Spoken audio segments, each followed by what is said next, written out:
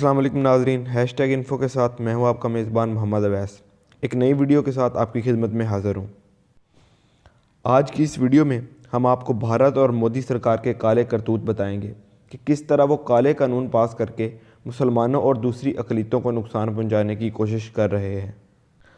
تو ناظرین، ہوا یہ ہے کہ ہندوستان کی ریاست آسام نے مسلمانوں کے خلاف مدرسوں کے خاتمے کے لیے ایک قانون پاس کیا ہے۔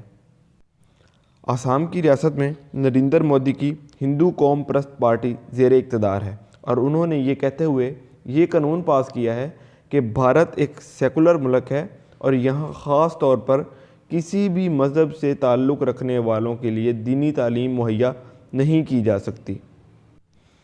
ہندوستان کی دوسری اپوزیشن جماعتوں نے اس قانون پر شدید رد عمل کا اظہار کیا ہے اور یہ کہا ہے کہ یہ چیز ایک ہندو اکثریتی ملک میں مسلم دشمنی کی عکاسی کرتی ہے۔ خیر، یہ بات تو واضح ہے اور پوری دنیا اس بات سے واقف ہے کہ ہندوستان میں اقلیتوں بالخصوص مسلمانوں کے ساتھ بے شمار ظلم اور بربریت کی جاتی ہے اور مسلمانوں کو تکلیف دینے کا کوئی بھی موقع خالی نہیں چھوڑا جاتا۔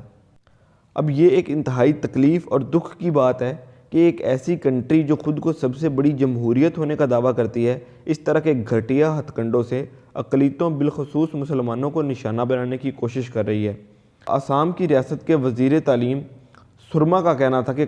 شمال مشرقی آسام میں 700 کے قریب مدرسے ہیں جن کو اپریل تک مکمل بند کر دیا جائے گا۔ اب اگر بات کی جائے ریاست آسام کی تو یہ ایک مسلم اکثریتی صوبہ ہے۔ اسلام آسام کا دوسرا سب سے بڑا مذہب ہے اور 2011 کی مردم شماری رپورٹ کے مطابق آسام میں مجموعی طور پر 34.2% مسلمان آباد ہیں۔ آسام کے تقریباً 11 اضلاع میں مسلمان اکثریت میں ہیں۔ اب ہونے یہ جا رہا ہے کہ یہاں پر موجود ہزاروں کی تعداد میں مدرسے مکمل طور پر بند کر دیے جائیں گے اور ہندوستان کے لوگوں کو اور آسام کے مسلمانوں کو قرآن پاک کی تعلیم و تدریس سے روکا جائے گا۔ یہ حقیقت میں ایک انتہائی دکھ اور تکلیف کی بات ہے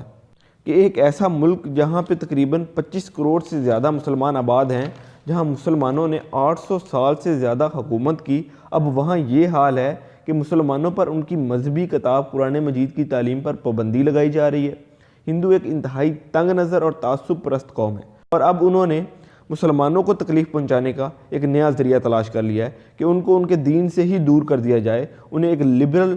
مسلمان بنا دیا جائے جن کا دین سے کوئی تعلق نہ ہو، جن کا قرآن مجید سے کوئی تعلق نہ ہو، جو نبی کے فرمان کو چھوڑ دیں، جو حدیث کو چھوڑ دیں، جو نماز کو چھوڑ دیں اور مسجدوں کو بند کر دیں۔ وہ ایک ایسی قوم پیدا کرنے جا رہے ہیں، وہ ایک ایسے مسلمان بنانے جا رہے ہیں جن کا دین سے کوئی تعلق نہ ہو۔ اب یہ واضح طور پر اس قانون کو پورے ہندوستان پر نافذ کریں گے اور پورے ہندوستان میں 25 کروڑ سے زائد مسلمانوں کو اس قانون کا سامنا کرنا پڑے گا۔ اب ان سارے حالات کو اگر غور سے دیکھا جائے تو یہ یہودی لابی کے زیر اثر نیو ورلڈ آرڈر پر کام شروع ہو چکا ہے۔ اب یہ ہندو اور کافر سارے مل کر یہودی لابی کے لیے کام کر رہے ہیں اور مسلمانوں کو ہر طرح سے نقصان پہنچانے کی کوشش کر رہے ہیں۔ آپ دیکھ سکتے ہیں کہ کس طرح پورے یورپ میں ڈسکریمنیشن ہو رہی ہے، مسلمانوں کو بری طرح نقصان پہنچایا جا رہا ہے، مسلمانوں کو پوائنٹ آؤٹ کیا جا رہا ہے، مسلمانوں پہ پابندیاں لگائی جا رہی ہیں۔ اسرائیل کی اسلام دشمنی سے تو آپ سب واقف ہی ہیں۔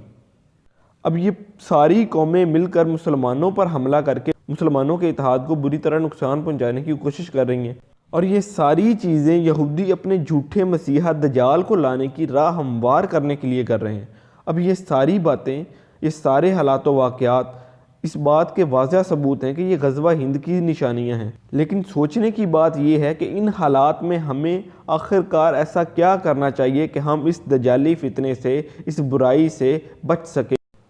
تو اس سارے مسئلے کا، ان ساری مشکلات کا، ان ساری پریشانیوں کا واحد حل ایک ہی ہے کہ شیطانی طاقتیں چاہے جتنی زیادہ پھیل جائیں، ہمیں ہر لحاظ سے اللہ کی کتاب قرآن مجید اور نبی کے فرمان کو مضبوطی سے پکڑے رکھنا ہے، کیونکہ قرآن مجید میں سورہ المائدہ آیت نمبر 51 میں اللہ پاک کا ارشاد ہے، اے ایمان والو، یہود و نصارہ کو دوست نہ بناؤ کیونکہ وہ ایک دوسرے کے دوست ہیں اور تم میں سے جو ان کو دوست بنائے گا وہ انہی میں سے ہوگا، بے شک اللہ تعالیٰ ظالم لوگوں کو ہدایت نہیں دیتا۔ کہ اللہ پاک نے قرآن مجید میں ہمیں اس سے منع فرما دیا ہے کہ ان یہودیوں اور عیسائیوں کی دوستی سے تمہیں نقصان ہی پہنچے گا، تمہیں فائدہ نہیں ہوگا۔ اسی طرح قرآن مجید میں ایک اور جگہ پر سورہ آل عمران آیت نمبر 28 میں اللہ پاک ارشاد فرماتے ہیں کہ اے مومنوں، مسلمانوں کے علاوہ کافروں کو ہرگز دوست نہ بناؤ، اور جس نے ایسا کیا تو اللہ پاک سے اس کا کوئی تعلق نہیں ہوگا۔ تو اللہ پاک نے یہاں قرآن مجید میں واضح ارشاد فرما دیا ہے کہ جو ان کافروں سے دوستی کرے گا، جو مسلمانوں کو چھوڑ کر ان کافروں سے دوستی کرے گا، اس کا اللہ پاک سے کوئی تعلق نہیں ہے۔ تو واضح طور پر ہماری ان تمام مشکلات اور ان تمام پریشانیوں کا حل قرآن مجید میں ہی ہے۔ قرآن مجید میں سورہ آل عمران آیت نمبر 103 میں اللہ پاک ارشاد فرماتے ہیں کہ وَاعْتَصِمُوا بِحَبْلِ اللَّهِ جَمِيعًا وَلَا تَفَرِّقُوا، اور سب مل کر خدا کی رسی کو مضبوطی سے پکڑے رکھو اور تفرقے میں ہرگز نہ پڑو۔